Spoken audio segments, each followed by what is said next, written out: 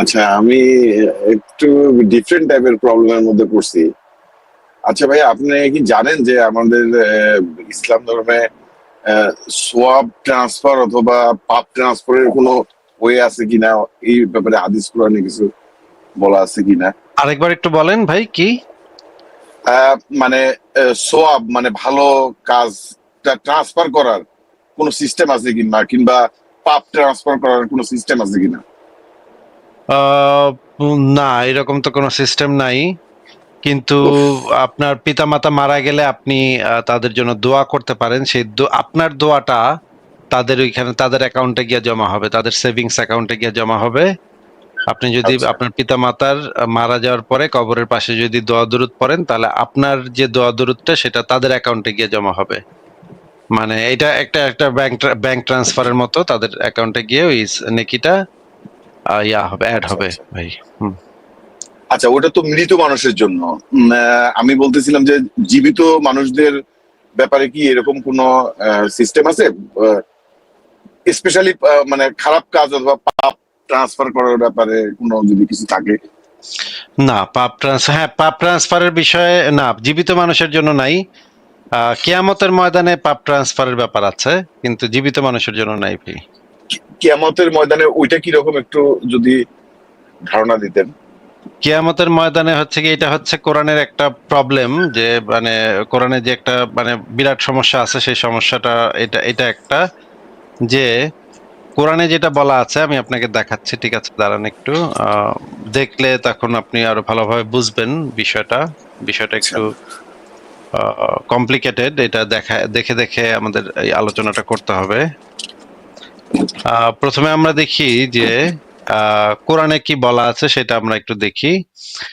অন্যের পাপের বোঝা সম্পর্কে কোরআনে যেটা বলা আছে, আপনি যদি সূরা নম্বর 6 আয়াত নম্বর 164 পড়েন, সেখানে দেখবেন আল্লাহ পাকের কথা হচ্ছে যে এই অনুবাদটা পড়ি। আমি কি আল্লাহ ছাড়া অন্য কোনো রব অনুসন্ধান করবো, অথচ তিনি সবকিছুর রব। আর প্রতিটি ব্যক্তি যা অর্জন করে তা শুধু তারই ওপর বর্তায়, আর কোনো ভার বহনকারী অন্যের ভার বহন করবে না। এই কোরআনে যে জিনিসটা বলে দেয়া আছে যে অন্যের পাপের বোঝা কেউ বহন করবে না। অন্যের পাপের যে যেই পাপ করবে শুধুমাত্র সে সেই পাপের বোঝাটা বহন করতে হবে।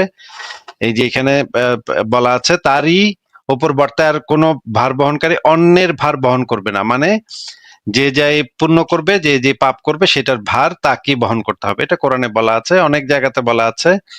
আরেক জায়গাতে বলা আছে কোনো বোঝা বহনকারী অন্যের বোঝা বহন করবে না। এটা মানে পাপের কথা এখানে মানে নির্দেশ করা হচ্ছে। এটা আপনি পাবেন সূরা নম্বর 17 আয়াত নম্বর 15-তে। কিন্তু আবার আহ কোরআনে এই জিনিসটা আবার বলা আছে যে কিয়ামতের দিন আহ তাদের পাপের বোঝা আরেকজনের ঘাড়ে চাপায় দেওয়া হবে। এই যে যেমন ধরেন এই আয়াতে বলা আছে, ডান দিকের কলামে যদি আপনি দেখেন, ডান দিকের কলামে হচ্ছে সূরা নম্বর 29 আয়াত নম্বর 13-তে বলা আছে, তারা বহন করবে নিজেদের ভার এবং নিজেদের বোঝার সাথে আরো কিছু বোঝা। মানে যারা পাপী তারা নিজেদের ভার তো বহন করবেই, তাদের সাথে আরো কিছু বোঝাও তাদের বহন করতে হবে। এই বাম দিকে বলা আছে এক ধরনের কথা, ডান দিকে বলা আছে আরেক ধরনের কথা। এই জিনিসটা আরো ক্লিয়ার হবে হাদিসটা পড়লে। হাদিসে যে জিনিসটা বলা আছে দেখেন, সহিহ মুসলিম ইসলামিক ফাউন্ডেশন 6758 নম্বর হাদিস। রাসূলুল্লাহ সাল্লাল্লাহু আলাইহি সাল্লাম বলেছেন, কিছু সংখ্যক মুসলিম পাহাড় সমান গুনাহ নিয়ে কিয়ামতের ময়দানে আসবে এবং আল্লাহ তাআলা তাদের গুনাহ ক্ষমা করে দিবেন, আর তা ইয়াহুদি ও খ্রিস্টানদের ওপর চড়িয়ে দিবেন। মানে যে মুসলিমরা ছিল, যে মুসলিমরা যে গুনাহগুলা করেছে, সেই মুসলিমদের গুনাহগুলা নিয়ে চড়ায় দিবে কাদের উপরে? ইয়াহুদি এবং খ্রিস্টানদের উপর।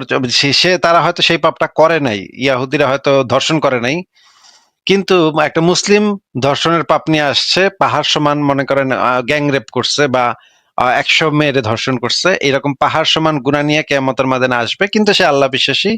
এই কারণে আল্লাহ পাক কি করবে, এই মুসলিম যেহেতু 100টা ধর্ষণ করছে, পাহাড় সমান গুনাহ, এবং কিন্তু সে আবার ইসলামে বিশ্বাসী, আল্লাহতে বিশ্বাসী, নবীতে বিশ্বাসী, এই কারণে আল্লাহ তাআলা তার, কত মহান আল্লাহ তাআলা দেখেন, আল্লাহ তাআলা সেই মুসলিমটার গুনাহটা ক্ষমা করে দিয়ে সেই গুনাহটা নিয়ে একজন ইহুদি এবং খ্রিস্টানের উপর হুদাহুদি সেই ইহুদি খ্রিস্টান কিন্তু কোনো পাপ করে নাই, হ্যাঁ, আহ, এই পাপটা করে নাই, অন্তত এই পাপটা করে নাই। তার পাপটা কি? তার পাপটা শুধুমাত্র আল্লাহ এবং নবীকে সে বিশ্বাস করেনি। মনে করেন ইয়াহুদি, মনে করেন আইনস্টাইন, হ্যাঁ, আইনস্টাইনের ধরে আনছে, বেটা তুই এদিকে আয়। মনে করেন এইদিকে আছে কাদের মোল্লা আর ওদিকে আছে আইনস্টাইন। কাদের মোল্লা তো 71 সালে রেপ করছে এবং গণহত্যার সাথে জড়িত ছিল।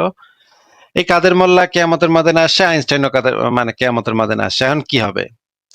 কাদের মোল্লা মানে আইনস্টাইন এবং মনে করেন আব্রাহাম লিঙ্কন, এই একজন ইহুদি একজন খ্রিস্টান, এই দুইজনে ধরে নিয়ে আসছে। আইনস্টাইন হচ্ছে খ্রিস্টান, ইহুদি, আর আব্রাহাম লিঙ্কন হচ্ছে খ্রিস্টান। যদিও আব্রাহাম লিঙ্কন আসলে কোনো ধর্ম বিশ্বাসী ছিল না, তারপরে ধরে নিচ্ছি তর্কের খাতিরে খ্রিস্টান সে। আহ, আইনস্টাইন এবং আব্রাহাম লিঙ্কন, এবং অন্যদিকে আছে মনে করেন গোলাম আজম এবং কাদের মোল্লা এবং দেলাওয়ার হোসেন সাইদি। এই তিনজন আছে। এখন দেলাওয়ার হোসেন সাইদি, কাদের মোল্লা, গোলাম আজম এরা তো যুদ্ধাপরাধের সাথে যুক্ত, গণহত্যার সাথে যুক্ত। মানে কাদের মোল্লা তো সরাসরি রেপের সাথে যুক্ত। 71 সালে মেহেরুন্নেসা নামক একজন কবিকে ধর্ষণ করা হয়েছিল, তার নেতৃত্বে ধর্ষণ করা হয়েছিল, ধর্ষণ করে মেরে ফেলা হয়েছিল। এই যে পাহাড় সমান গুনাহ গোলাম আজম, সাইদি এবং কাদের মোল্লার আছে, সেই পাহাড় সমান গুনাহটা আল্লাহ কি করবে? ক্ষমা করে দিবে, যেহেতু তারা ইসলামে বিশ্বাসী। এইটা নিয়ে চাপায় দিবে ওই যে মনে করেন ইয়াহুদি আইনস্টাইন এবং খ্রিস্টান আব্রাহাম লিঙ্কনের উপরে। বলবে তোরা এখন এগুলার অপরাধী, এখন তো ওদের বিচার করব। এই হচ্ছে আল্লাহ পাকের বিচার। এবং ইয়াহুদি এবং খ্রিস্টানদের উপর চাপিয়ে চড়িয়ে দিবেন কেন? চড়িয়ে দেওয়ার কারণ হচ্ছে তারা শুধুমাত্র এইটা তাদের অপরাধ যে তারা ইয়াহুদি এবং খ্রিস্টান, এই অপরাধের কারণে এই যে অপরাধটা তারা করে নাই সেটার শাস্তিও তাদের ভোগ করতে হবে। হ্যাঁ, যেটা করছে, যেটা আল্লাহরে মানে নাই, নবীরে মানে নাই, এটার তো ভোগ করতে হবে। এই যেটা করে নাই এটার শাস্তিও তাদের ভোগ করতে হবে। দেখেন এখানে এই জিনিসটাই বলা যে সহিহ মুসলিম 6758 নম্বর হাদিস, আপনারা ইসলামিক ফাউন্ডেশন থেকে কিনে পড়বেন। হত্যাকারীর তওবা গ্রহণযোগ্য যদিও সে বহু হত্যা করে থাকে। নবী সাল্লাল্লাহু আলাইহি সাল্লাম বলেছেন, কিছু সংখ্যক মুসলিম পাহাড় সমান গুনাহ নিয়ে কিয়ামতের ময়দানে আসবে এবং আল্লাহ তাআলা তাদের গুনাহ ক্ষমা করে দিবেন, আর তা ইহুদি ও খ্রিস্টানদের উপর চড়িয়ে দিবেন।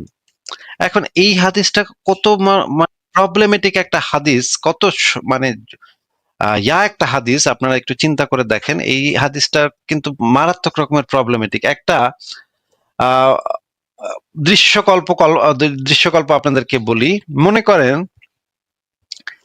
একজন 5 জন মুসলিম মিলে একটা ইয়াহুদি বাচ্চা মেয়েকে ধর্ষণ করে মেরে ফেললো। হ্যাঁ, এখন আহ কিয়ামতের ময়দানে সবাই মানে ওই 5 জন ব্যক্তি আবার পরে তওবা টবা করে হজ টজ করে মানে হয়ে গেছে, তারা আবার তারা আল্লাহতে বিশ্বাসী, এই বিষয়ে নিশ্চিত 5 জন মুসলিম। আর ইয়াহুদি যে মেয়েটা, সেই মেয়েটা তো ধর্ষণের পর সে মারা গেছে, ছোট মেয়ে, বাচ্চা মেয়ে মারা গেছে। এখন কিয়ামতের ময়দানে সেই ইয়াহুদি মেয়েটাকে ওঠানো হয়েছে এবং সেই 5 জন মুসলিম পুরুষকে ওঠানো হয়েছে। এখন 5 জন মুসলিম পুরুষকে বলা হইলো যে তোমরা কি করছো? তোমরা তো এই রেপ করছো, এই মেয়েটাকে রেপ করছো। কিন্তু আল্লাহ পাক যেহেতু অনেক মহান এবং এই 5 জন মুসলিম যেহেতু আল্লাহতে বিশ্বাস করেছে, নবীকে বিশ্বাস করেছে, সেহেতু আল্লাহ পাক কি করবে? তাদের এই পাহাড় সমান গুনাহটা ক্ষমা করে দিয়ে তাদের যে পাপটা সেটা নিয়ে কার উপর চড়াবে ভাই? ওই ইয়াহুদি মেয়েটার উপর চড়ায় দিবে, যেই মেয়েটা আসলে কোনো দোষ করে নাই। সে মানে 5 জন দ্বারা মানে অ্যাবিউজের শিকার হয়েছে এবং তারপরে মারা গেছে, এর উপরে চাপায় দিবে।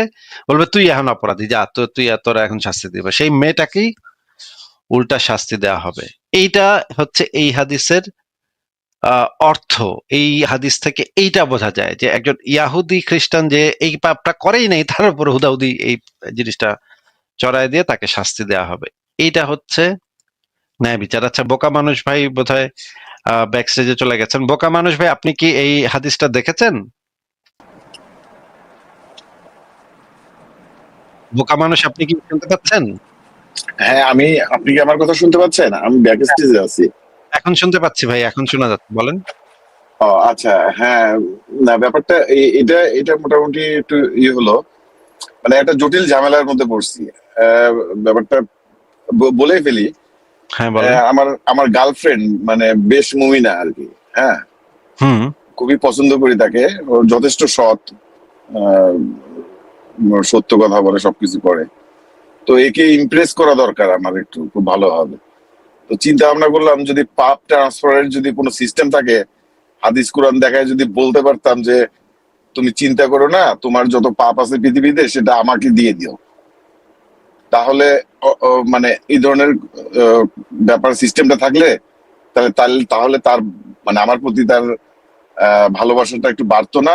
কি কি মনে হয়, এটা এই ধরনের একটা সিস্টেম করলে কেমন হয়?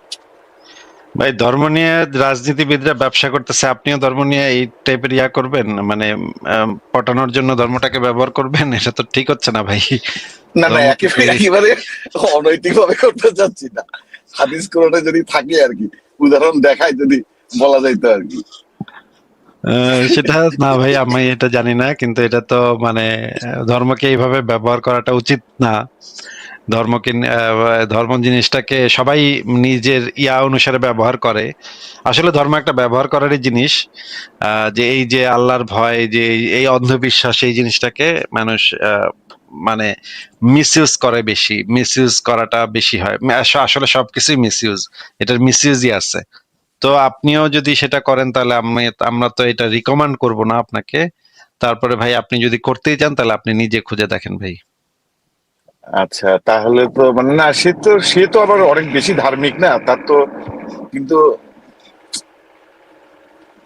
এছাড়া তো ঝামেলায় ফেলে দিলেন ভাই।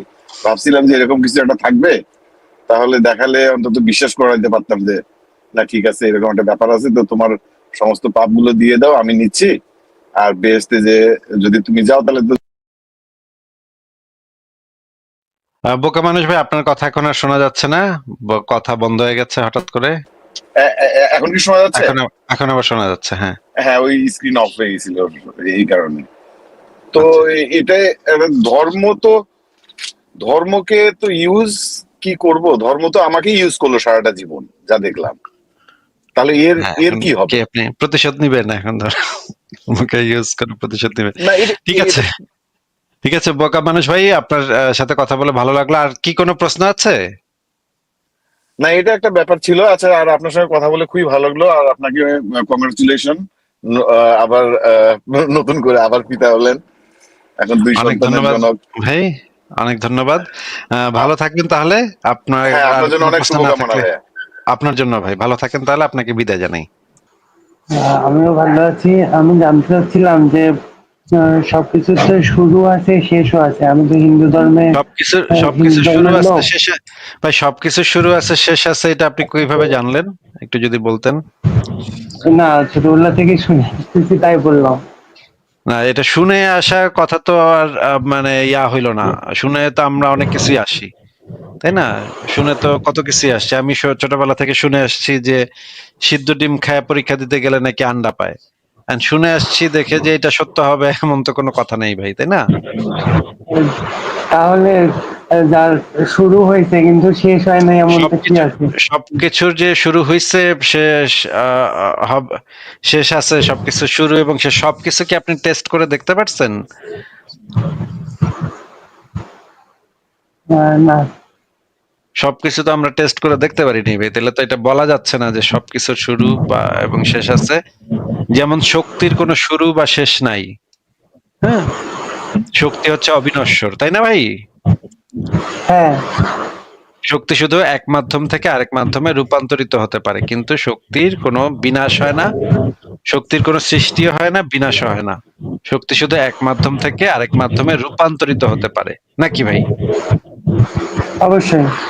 তাহলে আপনি যে বললেন সবকিছুর শুরু আছে শেষ আছে, সব এটা তো কথাটা সত্য হলো না, তাই না? আর সেই জন্যই তো কিছু শেখার জন্যই তো আপনার কাছে আসছি, এই যে একটা জিনিস শিখে গেলাম, এটাই তো। তাহলে আমরা কিছু কিছু কিছু জিনিস কিছু আছে আহ যেগুলা মানে যেগুলা শুরু বা শেষ নাই, সেগুলা অবিনশ্বর। বর্তমান আমাদের জ্ঞান অনুসারে, জ্ঞান অনুযায়ী সেগুলা এখনো আমরা এই জিনিসটা জানি না যে সবকিছুর শুরু আছে নাকি নাই। যদি আপনার কাছে সেই ইনফরমেশন থাকে, সেই মানে আহ, তথ্য প্রমাণ থাকে, তখন আপনি আমাদেরকে দেখাইলে আমরা, যদি আপনার তথ্য প্রমাণ যদি সঠিক হয় তাহলে আপনার কথা আমরা মেনে নিব। কিন্তু এখন পর্যন্ত আমাদের কাছে যেই অ্যাভেলেবল যেই তথ্য আছে, যে জ্ঞান আছে, তার সেই অনুসারে সবকিছুর শুরু আছে শেষ আছে, এই কথাটা সঠিক না। ঠিক আছে ভাই? ধন্যবাদ। আচ্ছা, আর কি কিছু বলবেন? আর বলতে চাচ্ছি এই যে আহ, পৃথিবী দিয়ে সম্পূর্ণ ধর্ম শেষ হয়ে যায়, তার কত বাকি আছে? ধর্ম তো কোনো কখনো ধর্মই আসলে থাকবে না, মানে সম্পূর্ণভাবে শেষ হবে না। ধর্ম ধর্ম বলতে ধর্ম কি, ধর্ম বলতে যেটা প্রচলিত ধর্ম, মানে মানুষের ধর্ম তো মানবিকতা এটা যেন থাকবে, আর কিন্তু ওই যে আমরা বাহ্যিক যে ধর্মটা পালন করি ওইটা কবে শেষ হয়ে যাবে? আচ্ছা, আমি যেটা মনে করি, ধর্ম আসলে কখনোই মানুষের মধ্যে থেকে একেবারে নিশ্চিহ্ন হয়ে যাবে না। কারণ হচ্ছে, ধর্ম হচ্ছে গিয়ে মানুষের ভয় এবং লোভের সাথে সম্পর্কিত। মানুষের মধ্যে যতদিন ভয় এবং লোভ থাকবে ততদিন পর্যন্ত ধর্মও চলবে, ধর্মের ব্যবসাও চলবে, এই প্রাতিষ্ঠানিক ধর্ম চলবে। সেগুলা শুধুমাত্র রূপান্তরিত হবে, চেঞ্জ হবে। যেমন আজকের দিনে খ্রিস্টানিটি, 1000 বছর আগের খ্রিস্টানিটি আর আজকের খ্রিস্টানিটি এক না, একদম ভিন্ন। 1000 বছর আগে খ্রিস্টানিটি ছিল জঙ্গি ধর্ম, এখন সেটা একটা ভদ্র ভদ্র মানুষে পরিণত হয়ে গেছে, বিষহীন সাপে পরিণত হয়ে গেছে। 500-700 বছর আগে হিন্দু ধর্ম ছিল ভয়ঙ্কর ধর্ম, এখন সেটা একদম বিষহীন সাপে পরিণত হয়ে গেছে। আহ ইসলাম ধর্মটা এখন বিষাক্ত, কিন্তু আগামী 100 বছরের মধ্যে বা 50-60 বছরের মধ্যে এটা একটা বিষহীন সাপে পরিণত হবে। এটা খালি ফসফস করবে, কিন্তু কোনো ছবল মারতে পারবে না। অলরেডি সেটার ইয়াটা শুরু হয়ে গেছে। কিন্তু এইগুলা মানে মানে দুর্বল হয়ে যাবে, এগুলা অনেক হালকা হয়ে যাবে, পরিবর্তন করে ফেলবে, নিজেদেরকে রূপান্তরিত করে ফেলবে, কিন্তু একেবারে নিশ্চিহ্ন হয়ে যাবে সেটা বলা যাচ্ছে না ভাই। একেবারে কোনো ধর্মই আসলে কখনো নিশ্চিহ্ন হয় না। এগুলা নিশ্চিহ্ন হতে হয়তো অনেক বছর সময় লাগতে পারে, কিন্তু আমি নিশ্চিত না যে একেবারে নিশ্চিহ্ন হয়ে যাবে কিনা, সেই বিষয়ে আমি নিশ্চিত না। আমার কাছে যেটা মনে হয়, সেটা রূপ পরিবর্তন করে। হ্যাঁ, ধর্ম শুধু মানে সময়ের সাথে সাথে, যুগের সাথে সাথে রূপ পরিবর্তন করে। বিপ্লব ভাই, আর যদি কোনো প্রশ্ন না থাকে তাহলে বিদায় জানাই আপনাকে। নাই, আমার আর কোনো প্রশ্ন নাই, ধন্যবাদ। ঠিক আছে ভাই, ভালো থাকেন, আপনার জন্য শুভকামনা। আহ পরে আবার নিশ্চয়ই কথা হবে। পরের জনকে যুক্ত করি। সাকিব, সাকিব আপনাকে যুক্ত করা হচ্ছে, বলেন। আসসালামু আলাইকুম। আপনার উপরে শান্তি বর্ষিত হোক, বলেন। আচ্ছা, প্রথম কথা হলো ধন্যবাদ জানাই আপনাকে যে আপনি আমাকে যুক্ত করছেন, আর আমি আজকে যুক্ত হতে পারছি। হ্যাঁ, আচ্ছা, বলেন। আমাকে কি দেখা যায়? আহ না, একটা নীল স্ক্রিন দেখা যাচ্ছে, কিন্তু আপনাকে আমি একটা ইয়া দিয়ে রাখছি, পর্দা দিয়ে রাখছি। যাক, ঠিক আছে ঠিক আছে, আমি আমার প্রকাশ করতে চাচ্ছি না। আচ্ছা। আমার একটা প্রশ্ন ছিল আসিফ ভাই, ওই যে একটা আয়াত কোরআন শরীফ, আমি একটু আমার ব্যাপারে একটু বলে নিই। আমি একজন মাদ্রাসার ছাত্র, আমি দীর্ঘ 10 বছর মাদ্রাসায় লেখাপড়া করছি। মাদ্রাসা থাকাকালীন সময় আমার কিছু প্রশ্ন ছিল, আমি মাদ্রাসা কারো কাছে বলি নাই, নানান কিছু কারণ ছিল বলি নাই, বলার সাহস করি নাই। তো আপনাকে অনেক আগে থেকে চিনি। আমি যখন মাদ্রাসা পড়ি তখন আপনার প্রতি আমি খুব ক্ষিপ্ত ছিলাম, খুবই ক্ষিপ্ত ছিলাম, যেরকমটা হওয়ার কথা সেরকমই। কেন ক্ষিপ্ত ছিলেন? আমি আপনার কোনো জমি জমা দখল করে নিছি ভাই? না, ধর্মের জায়গা থেকে বলতেছি কথাটা আর কি। হ্যাঁ, ও মানে, আপনার সাথে তো কোনো ব্যক্তিগত শত্রুতা তো আমার নাই, আপনার টাকা তো আমি মেরে না, দিই জি না, নাকি?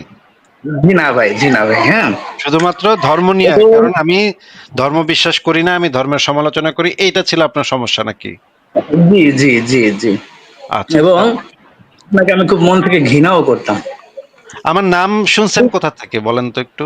আমি জানছেন কোথা থেকে? আন্দোলন এই থেকে, আন্দোলন থেকে, আন্দোলন থেকে। কোন আন্দোলন? ওই যে হেফাজত ইসলামের আন্দোলন? হ্যাঁ হ্যাঁ হ্যাঁ হ্যাঁ, বা এর আগে বড় হয়তো কম বেশি শুনছিলাম, কিন্তু হেফাজত থেকে খুব বেশি চর্চা হয়েছিল আপনাকে আমার ভিতরে। আচ্ছা আচ্ছা, তারপর? এখন আমি যে বিষয়টা নিয়ে একটু বলার জন্য আসছিলাম, সেটা হলো যে না, কোরআন শরীফে একটা আয়াত আছে। আমি কিন্তু কোরআনের হাফেজ ভাই। হ্যাঁ, আচ্ছা, আপনি যে আমার মানে একটা কথা, আপনি যে আমার ঘৃণা করতেন বা আমাকে অপছন্দ করতেন, তা আমার কোনো লেখা কি পড়ে দেখছিলেন আগে? না পড়ে দেখি নাই, ওই যে না হেফাজত থেকে শোনা কথার উপরে ঘৃণা করতাম। আচ্ছা, কিন্তু মানে ঘৃণা করেন বা ভালোবাসেন, সে যেটাই করেন সেটা তো করার আগে তো একটু পড়ে নিতে হয়, পড়ে নেওয়াটা তো দরকার নাকি ভাই, কি বলেন? আসলে কি, আমি যদি একটু ভালোভাবে বলি, আমরা যারা মাদ্রাসা লেখাপড়া করি না তারা না আহ কি বলে ওটাকে, মানে হুজুর ভক্ত যেটাকে বলে আর কি, ওস্তাদ ভক্ত, ওস্তাদ যেটা বলে অন্ধের মতো সেটাকে বিশ্বাস করে নেওয়া। নিজের আচ্ছা, জায়গা হ্যাঁ, থেকে, নিজের সেটা দায়িত্ববোধের জায়গা থেকে যাচাই বাছাই না করে ওস্তাদ যেটা বলে, ওস্তাদ যদি বলে, মানে এই কওমি মাদ্রাসার ভিতরটা এমন, ভিতরের কথাই বলতেছি আমি, ভিতরটা এমন যে যদি ওস্তাদ যদি বলে আর কি, তুমি এই মুহূর্তে তোমার পরনের কাপড় চোপড় খুলে ফেলো, সে তাও করতে বাধ্য। হ্যাঁ, সেটা এরকম ঠিকই শিক্ষা বলেছেন। দেওয়া হয়, এরকম শিক্ষাই দেওয়া হয় কওমি মাদ্রাসায়। ঠিকই বলেছেন। হ্যাঁ, এবার বলেন, আপনি শেষ করেন তাহলে ভাই। সেই জায়গা থেকে আপনাকে ঘৃণা করতাম, যাচাই বাছাই ছাড়া। আচ্ছা, আচ্ছা, তারপরে? ওই যে একটা আয়াত, আমি যদি হাফেজ হয়েছি, মাওলানা পড়ি নাই, অর্থ সম্পর্কে অতটা অবগত না, আপনার কাছ থেকে যেটা শুনলাম যে তিনি আকাশ থেকে বৃষ্টি বর্ষণ করেন, অতঃপর তা থেকে আমি জমি থেকে ফসল উদ্ভট করাই, এরকম একটা অর্থ। হ্যাঁ, হ্যাঁ, আপনি কি ঠিকই বলেছেন, বের করতে ঠিকই পারবেন? আমি বলেছেন। একটু বের হ্যাঁ, করতে পারবেন? আমি একটু, জি জি, হ্যাঁ, হ্যাঁ, বের করতেছি আমি, আপনি বলতে থাকেন, আমি বের করতেছি। বের করেন, আমি তারপর একটু বলতেছি আপনাকে, বের আচ্ছা, করেন। ঠিক আছে, বের করতেছি। আহ তো second। আসিফ ভাই, যদি মাদ্রাসার হুজুর বললেই কাপড় চোপড় খুলে ফেলে স্টুডেন্ট, তাহলে তো মহিলা মাদ্রাসার হুজুর ভাই, ফারাজ ভাই, এটা একটা উদাহরণ, হ্যাঁ, এটা একটা উদাহরণ ভাই, হ্যাঁ, এটা মানে এতটা ভক্ত থাকে শিক্ষকদের প্রতি, ঠিক আছে ভাই। হ্যাঁ, ফারাজ ভাই, এটাকে আক্ষরিক ভাবে না নেয় ভালো, আক্ষরিক ভাবে নিলে আবার বোঝানোর জন্য বলছি, এটাকে বোঝানোর জন্য বলছি ভাই, হ্যাঁ। বুঝতে পেরেছি ভাই, বুঝতে পেরেছি। তো আমি তাহলে ওই জিনিসটা বের করি যে এই যে যেটা আপনি বললেন যে জি, আহ, সেটা আছে হচ্ছে গিয়ে 6 নম্বর সূরা 99 নম্বর আয়াত। আহ, আমি স্ক্রিনটা শেয়ার দিই, দাঁড়ান।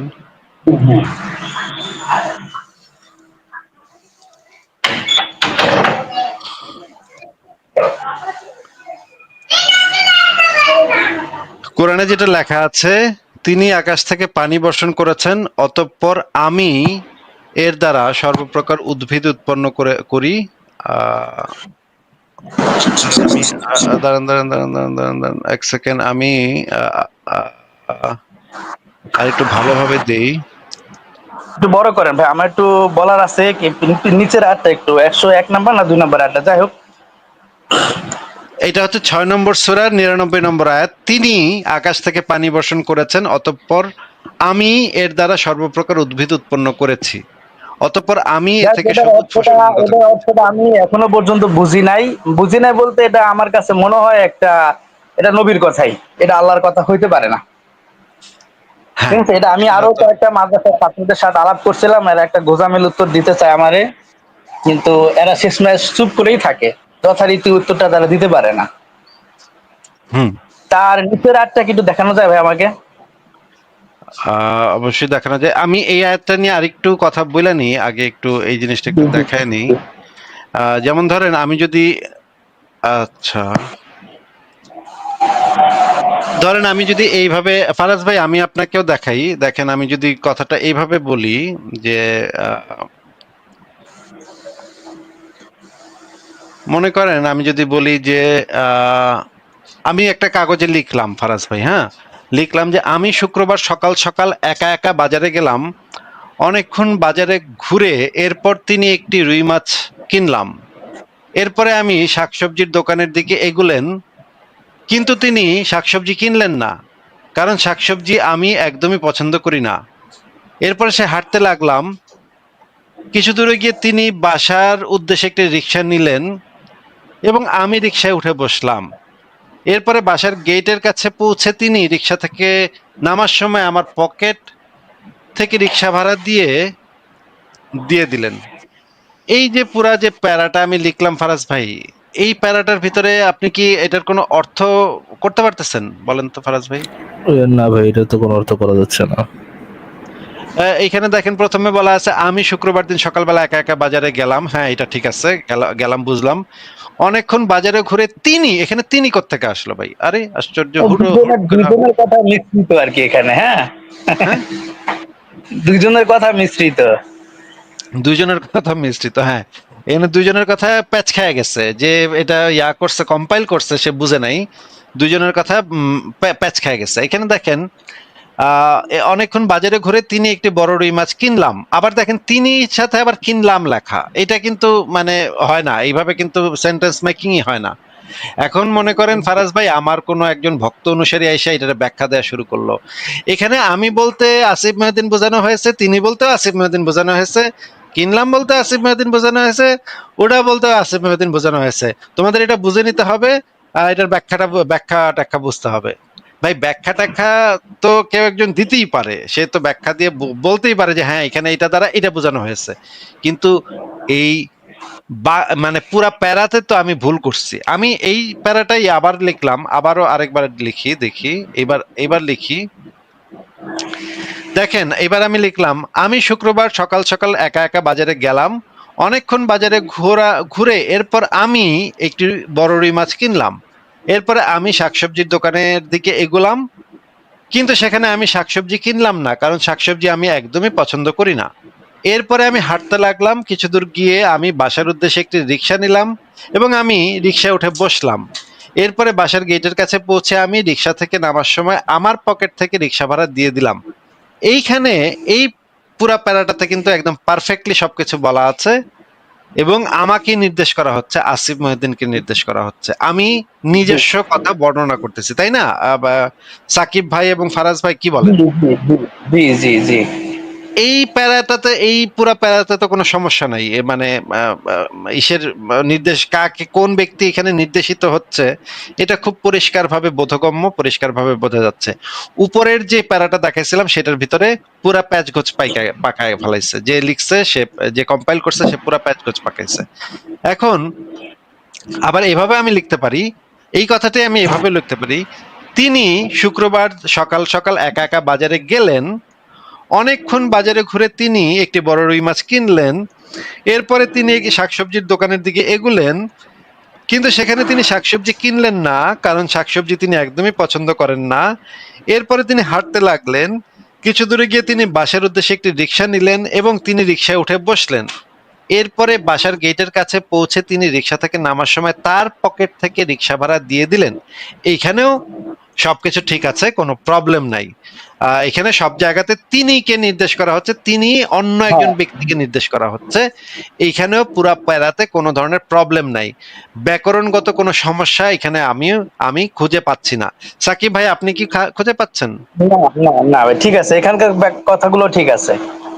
কিন্তু এই যে প্রথম যেটা আমি দেখাইছিলাম সেখানে কিন্তু ব্যাকরণগত সমস্যা আছে, এখানে কিন্তু পুরাই বোঝা যাচ্ছে না। দেখেন আমি শুক্রবার সকালে গেলাম, অনেকক্ষণ বাজারে ঘুরে তিনি বড় রুই মাছ কিনলাম, এরপর আমি শাকসবজির দোকানে এগুলেন, তিনি শাকসবজি কিনলেন, আমি যেটা একদমই পছন্দ করি না, তিনি বাসার উদ্দেশ্যে রিক্সা নিলেন, আমি রিক্সায় বসলাম। এখানে কিন্তু বিরাট প্রবলেম, এটা কিন্তু পরিষ্কার বোঝাই যাচ্ছে যে এখানে একটা প্রবলেম আছে। এখন আমরা কোরআনের সেই আয়াতটা আবার পড়ি, দেখি কোরআনের এই আয়াতটাতে কি বলা আছে। দেখেন তিনি আকাশ থেকে পানি বর্ষণ করেছেন, অতঃপর আমি এর দ্বারা সর্বপ্রকার উদ্ভিদ উৎপন্ন করেছি, অতঃপর আমি এ থেকে সবুজ ফসল নির্গত করেছি, যা থেকে যুগ্ম বীজ উৎপন্ন করি। হ্যাঁ, খেজুরের কাঁদি থেকে গুচ্ছ বের করি, ইত্যাদি ইত্যাদি ইত্যাদি। তারপরে এইখানে দেখেন, এখানে কিন্তু বিরাট সমস্যা হয়ে গেছে, এখানে কিন্তু আর এটা ঠিক নাই, এই জিনিসটাই কিন্তু পুরাটা তালগোল পাকায় গেছে। হ্যাঁ, এইবার কি আপনি 6 নম্বর সূরার 100 নম্বর আয়াতটাতে, 100 নম্বর আয়াতটা, একটু দেখি ভাই, 100 নম্বর, জি জি। আচ্ছা ঠিক আছে আমি দেখাচ্ছি। আহ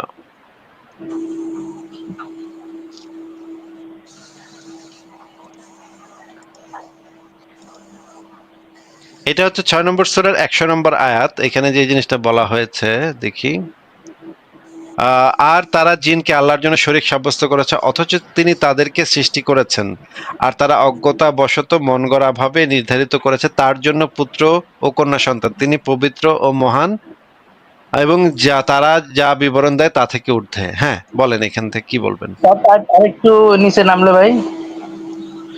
পরের আয়াতে যাব। জি জি জি জি। আচ্ছা ঠিক আছে, পরের আয়াতে 101 নম্বরে দেখি।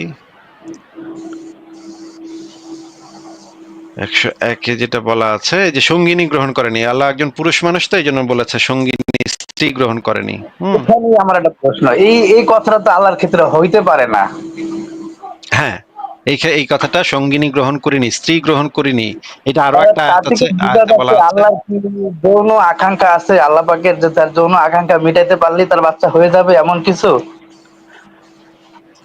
এই বিষয়ে এই যেটা বলা আয়াতে আছে, এটাই বোঝা যাইতেছে যে তার যৌন আকাঙ্ক্ষা আছে, তার একটা পুরুষ লিঙ্গ আছে, তার খালি সঙ্গিনীর অভাবের কারণে সে এটা করতে পারতেছে না। এটাই তো বোঝা যাইতেছে ভাই। আচ্ছা, আয়াতটা যদি আমরা পড়ি, তিনি আসমান ও জমিনের স্রষ্টা, তার সন্তান হবে কিভাবে? তার তো কোনো সঙ্গিনী নেই, আর তিনি সবকিছু সৃষ্টি করেছেন এবং প্রত্যেক বস্তু সম্বন্ধে তিনি সবিশেষ অবগত। আপনি না, যেখানে পরের তো দরকার নাই, সঙ্গিনী নেই, আপনার জি, সঙ্গিনী নেই এটা নিয়ে প্রশ্ন। তার সঙ্গিনী বুঝতে দরকার পারছি। কিসের? জি, আপনি এখানে সঙ্গিনী যে তো ভাই কথাটা আমার দরকার, আপনার দরকার, আরেকজনের দরকার, যার মানে ই আছে আর কি, যেটা আর কি করা যায় সেটা। কিন্তু আল্লাহর দ্বারা কি এটা সম্ভব? সঙ্গিনী হইলেই তিনি কিছু একটা করতে পারবে, তার সঙ্গিনীর অভাব। ফারাজ ভাই যেন এই কি কথাটা কোন বলতেছিলেন, সূত্রে আছে? ফারাজ ভাই যেন কি বিষয়, ফারাজ ভাই কি যেন বলছিলেন? না, উনি যে কথাটা বললেন ওইটাই বলতে চাচ্ছিলাম যে আল্লাহর অমনিপটেন্ট আল্লাহ, সর্বশক্তিমান আল্লাহ, তিনি বাচ্চা পয়দা করবেন কিভাবে, তার সন্তান হবে কিভাবে, তার তো কোনো সঙ্গিনী নেই। অর্থাৎ আল্লাহর সন্তান হইতে হবে মানে সর্বশক্তিমান সত্তা, যে যার সকল কিছু সে করতে পারে, তার বাচ্চা নিতে একজন সঙ্গিনী দরকার হবে অ্যাকর্ডিং টু আল্লাহ। হ্যাঁ, তিনি সর্বশক্তিমান সব করতে সত্তার পারেন একজন কিন্তু সঙ্গী। বাচ্চা নিতে পারে না, কেননা তার সঙ্গিনী নেই। সঙ্গী ছাড়া কেমনে করবে, এটা জিজ্ঞেস করতেছে যে তার তো সঙ্গিনী নেই, তাহলে করবে কেমনে? হ্যাঁ হ্যাঁ, মানে কি? এটা কি নবীর কথা না? এটা নবীর কথা না? সঙ্গিনী নেই বা আল্লাহ যদি এটা বলে থাকে, তাহলে আল্লাহ এই কথাটা কি করে বলে হ্যাঁ, যে আল্লাহ আরেকটা আয়াত সঙ্গিনী নেই? আছে, আরেকটা আয়াত আছে 72-এর 3, 72 নম্বর আয়াতে, 72 নম্বর সূরার 3 নম্বর আয়াত, সেটা আমরা একটু দেখি। এইখানে দেখেন যে জিনিসটা বলা আছে, আহ তাইসুরুল কোরআনে যেটা বলা আছে, তিনি তার মর্যাদা অতি উচ্চ, তিনি গ্রহণ করেননি কোনো স্ত্রী আর কোনো সন্তান। অন্য অনুবাদে বলা আছে, তিনি গ্রহণ করেননি কোনো পত্নী এবং না কোনো সন্তান। তিনি কোনো সঙ্গিনী গ্রহণ করেননি, না কোনো সন্তান। আর এখানে বলা হয়েছে, আবু বকর জাকারিয়া বলেছে, তিনি গ্রহণ করেননি কোনো সঙ্গিনী এবং না কোনো সন্তান। মানে হচ্ছে এখান থেকে পরিষ্কার বোঝা যাচ্ছে যে আল্লাহ পাক একজন পুরুষ বেটা মানুষ, যে বিবি গ্রহণ করে, স্ত্রী গ্রহণ করেনি, মানে বউটও নাই আল্লাহর। হ্যাঁ, আল্লাহ পুরুষ, কিন্তু যদি আল্লাহ মেয়ে হইতো তাহলে তো এখানে বলতো যে আল্লাহ কোনো পতি গ্রহণ করে নাই, স্বামী গ্রহণ করে নাই, এটা বলতো। কিন্তু এখানে পরিষ্কার বোঝা যাচ্ছে আল্লাহ পাক একজন, আল্লাহ হিজড়াও না, আল্লাহ মানে ইয়াও না, মানে নারীও না। এখানে পরিষ্কার বোঝা যাচ্ছে যে আল্লাহ একটা বেড়া মানুষ, সে স্ত্রী তার গ্রহণ করে। লিঙ্গ এই আছে, যে ভাই, লিঙ্গ আছে। হ্যাঁ, তার যৌন আকাঙ্ক্ষাও আছে, ইত্যাদি ইত্যাদি। মনে হয় এটা এটা নিজের এটা সাথে এটা নিজে নিজেই করে ফেলে, নিজে নিজেই করে ফেলে, তার সাথে সে তো ভাই নিজেই করতে পারে, তার তো লাগে না কিছু, সে তো নিজের মানে। এবং আরেকটা বিষয় হচ্ছে আল্লাহ পাকের কিন্তু 2টা হাত, আপনি নিশ্চয়ই জানেন যে আল্লাহ হ্যাঁ, পাকের আল্লাহ 2 তো হাতই ভাই ডান হাত। সেলফ সাফিসিয়েন্ট না, হ্যাঁ, কারোর উপর উনি তো কোনো নির্ভরশীল না, কিছুর সে উপর নিজে নিজেই। কারোর উপর নির্ভরশীল না। হ্যাঁ হ্যাঁ, নিজে নিজে নিজে আল্লাহ করতে পারে। সামাদ আসিফ আল্লাহ ভাই। সামাদ, ইয়েস। এবং ফারাজ ভাই, আল্লাহ পাকের কিন্তু 2 হাতই ডান হাত, তাই না? তাহলে আপনার কি মনে হয় যে উনি কোন ডান হাত দিয়ে নিজেকে নিজে খুশি করে? ওয়াই নট বোথ আসিফ ভাই? সেটা সেটাও সম্ভব, সেটাও সম্ভব। ঠিক আছে, ইয়া ভাই, আপনি আমাদেরকে বলেন আর কি কিছু।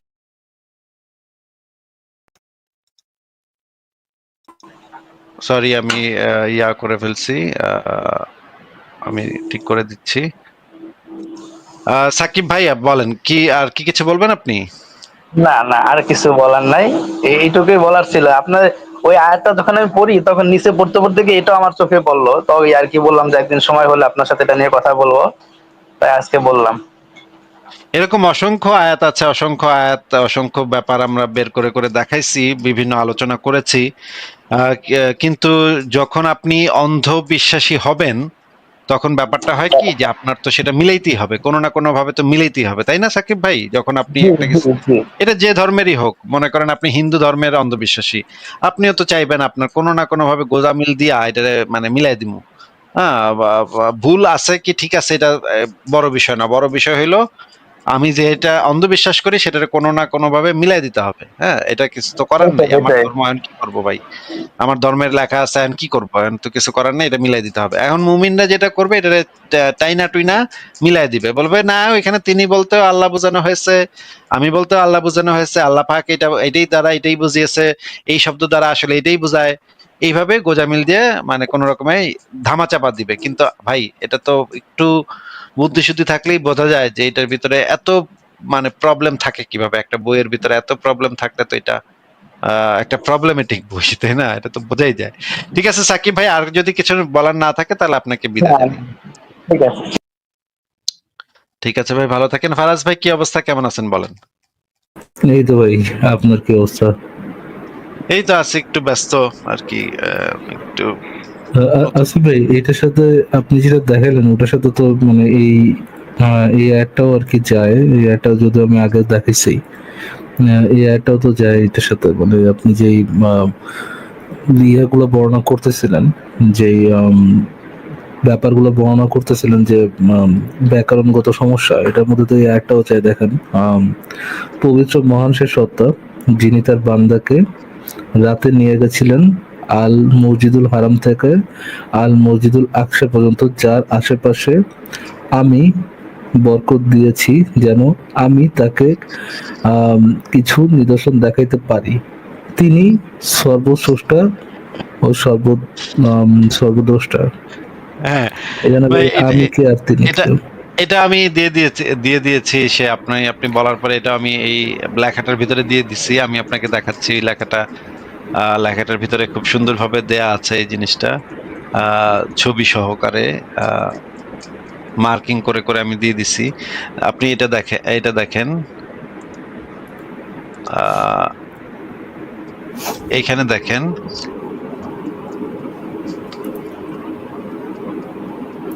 এখানে দেখেন সূরা ইস্টার 1 নম্বর আয়াত, সে সত্তা যিনি তার বান্দাকে রাতে নিয়ে গিয়েছেন আল আকসা পর্যন্ত আমি বরকত দিয়েছি। এই যে দেখেন, সে সত্তা যিনি তার, এই যিনি তার বলা হয়েছে, অর্থাৎ এই বক্তব্যটা আল্লাহর না, আর আমি বরকত দিয়েছি এই বক্তব্যটা হচ্ছে আল্লাহর, আমি তাকে আমার কিছু নিদর্শন দেখাতে পারি এই বক্তব্যটা হচ্ছে আল্লাহর, তিনি সর্বশ্রোতা সর্বদ্রষ্টা এই কথাটা আবার আল্লাহর না। মানে প্রথম লাইন শুরু হয়েছে সেটা আরেকজনের কথা দিয়া, ভাই এটা মাঝখানের তো যদি প্রথমটা যদি দিয়েও দেন, প্রথম পবিত্র মহান সে সত্তা, এটা বলতে যদি আল্লাহকে বোঝায়, আল্লাহ হুম, নিজেকে বলতেছে পবিত্র মহান সে সত্তা যিনি তার বান্দাকে, যে তার বান্দাকে এই কাজ করাইছে, ঘটাতে নিয়ে গেছে। আমি বলতে আল্লাহ, যে আমি তাকে বরকত দিছি, অনেক কিছু আমি তাকে আমার অনেক নিদর্শন দেখাইতে পারছি, দেখাতে পারি। তিনি সর্বদ্রষ্টা, এখানে তিনি তো ভাই যে যিনি তার বান্দাকে রাতে রাতে গিয়েছিলেন, এই তিনি তো তার বান্দার দিকে ইন্ডিকেট করে যে তার বান্দা হচ্ছে সর্বশ্রোতা ও সর্বদ্রষ্টা। আপনি যদি প্রথম সে সত্তাকে যদি আপনি আল্লাহ দিয়েও দেন, হ্যাঁ, আমি আর সে সত্তা দুটাকে যদি আল্লাহ দিয়েও দেন, এখানে তিনি সর্বশ্রেষ্ঠ ও সর্বদ্রষ্টা, এটা তো হয়ে যায় তার বান্দা। বুঝতে হ্যাঁ পারছেন আসিফ ভাই? হ্যাঁ হ্যাঁ হ্যাঁ, মানে আরো অনেকগুলা প্রবলেম আছে, আরো অনেকগুলা প্রবলেম আমরা আরেকটা দেখেন, আহ আলিফ লাম মিম, অতঃপর সবিস্তারে ব্যাখ্যাকৃত মহাজ্ঞানী সর্বজ্ঞের নিকট হতে, এটা হচ্ছে 1 নম্বর আয়াত। 2 নম্বর আয়াতে দেখেন, আমি অবশ্যই তার পক্ষ হতে তোমাদের জন্য ভয় প্রদর্শনকারী ও সুসংবাদদাতা। আহ এইখানে দেখেন, আলিফ লাম মিম গুলো সুদৃঢ়, আমি তার পক্ষ থেকে তার জন্য ভয় প্রদর্শনকারী। এইখানে এই কথাটা কার?